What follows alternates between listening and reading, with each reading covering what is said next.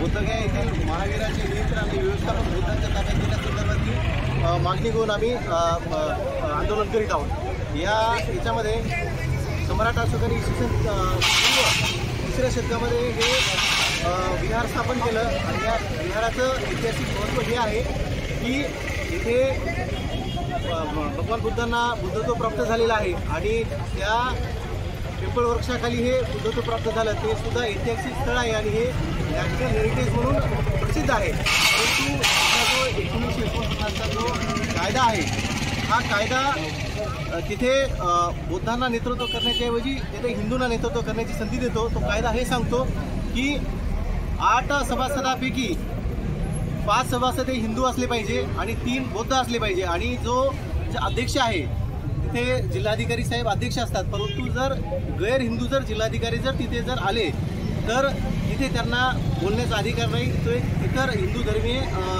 अध्यक्ष तिथे नेमण्याचा तो एक कायदा आहे। तो जाचक कायदा असल्यामुळं तो रद्द करण्याची ही प्रथम मागणी आहे। त्याचबरोबर दुसरी जी मागणी आहे की बोधगयाचं जे नियंत्रण आहे ते बुद्धांच्या ताब्यात असलं पाहिजे आणि तिसरी जी मागणी आहे की जागतिक वारसा अबाधित ठेवण्यासाठी मोठ्या प्रमाणात विशेष विकास निधी आणि सुविधा उपलब्ध व्हाव्यात। या 3 मागण्यांसाठी आम्ही धरणा